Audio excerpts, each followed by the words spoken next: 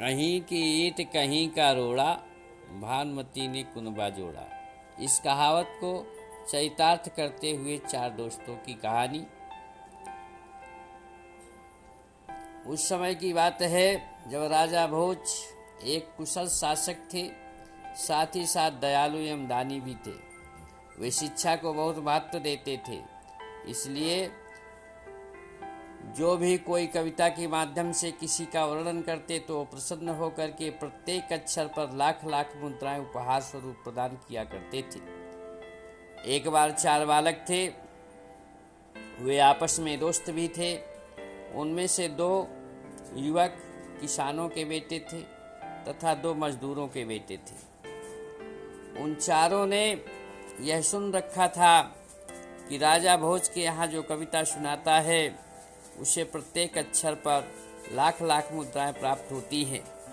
वे चारों मन में कविता बनाना शुरू करते हैं, पर एक भी लाइन नहीं बन पाती है। वे धीरे धीरे अपने गांव से चलते हुए राजा भोज के नगर में पहुँचे। वहाँ देखा कि एक औरत पीपरी लेकर के आ रही थी। उसे देख करके एक नवयुवक ने कहा कि मुझे एक पंक्ति मिल गई, और उसने कविता बनाई कि पीपरी लाई नारी।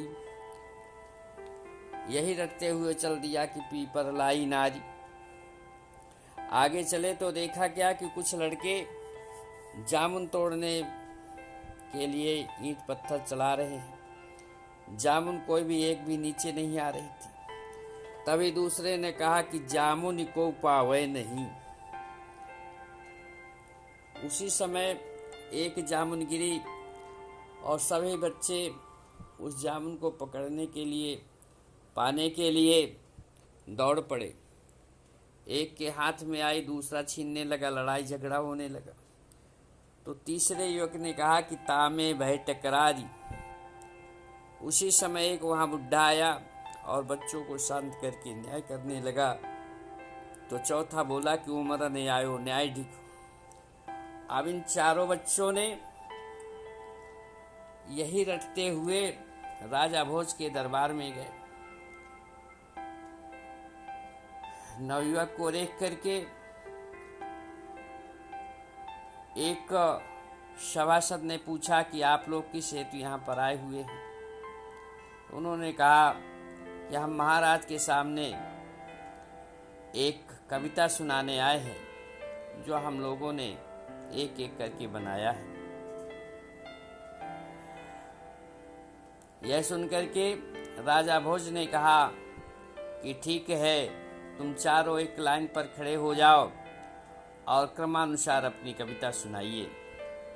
तो वो चारों क्रमबद्ध ढंग से पंक्तियां बोलना शुरू किया कि पीपरी लाई नारी, जामुनि को पावे नहीं, तामे भय टकरारी, उमरन आयो न्याय ढिगो। तब राजा भोज यह सुन करके आश्चर्यचकित हो गए। उन्होंने कहा कि इसका भाव क्या है। वो बच्चे तो कुछ बोल ना पाए, लेकिन एक विद्वान खड़े होकर के बोले कि हे राजन, इन बच्चों ने एक बहुत बड़ी विद्वता दिखाई है। ये चारों बहुत महान हैं, क्योंकि इसका भावार्थ ये है कि मंदोदरी अपनी सखियों से कहती है कि पीपर लाई नारी, कि मेरे पतिदेव अर्थात रावण एक दूसरे व्यक्ति की पत्नी का हरण करके ले आए हैं। जामुन को पावे नहीं, इसका मतलब हुआ कि कोई भी उस स्त्री को साधारण रूप से प्राप्त नहीं कर सकता है। वह तो जगत जननी है। बड़े बड़े ऋषि मुनि भी ध्यान करते हैं, पर उनके दर्शन तक नहीं कर पाते। उसी को रावण उठा लाए। अब फिर तीसरे ने जो कहा कि तामे भय टकरारी, इसका मतलब ये हुआ कि हे राजन, उसी सीता जी को जो हरण किया था रावण ने, इसीलिए श्री राम रावण पर आक्रमण करने के लिए पहुंच गए। दोनों ओर से, राम की तरफ से और रावण की तरफ से भयानक युद्ध हुआ और उमरन आयो न्यायाधीश। और मंदोदरी कहती है कि अब तो निर्णायक समय आ गया है, अर्थात मुझे आशंका है कि अब राम की जीत सुनिश्चित हो गई।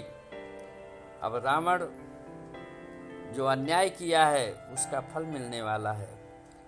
यह भाव सुनकर के राजा भोज ने प्रत्येक अक्षर पर 1-1 लाख स्वर्ण मुद्राएं उन चारों कुमारों को दिया और बोले, तुम चारों अपने अपने घर जाओ और सभी लोगों को शिक्षित करो,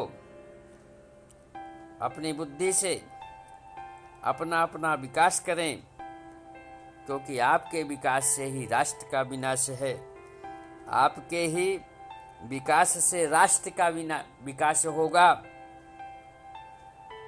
इसलिए सभी को सुसज्जित एवं संपन्न बनाना ये मेरा ध्येय है। वे चारों बालक प्रसन्नता से अपने घर की ओर चल पड़े।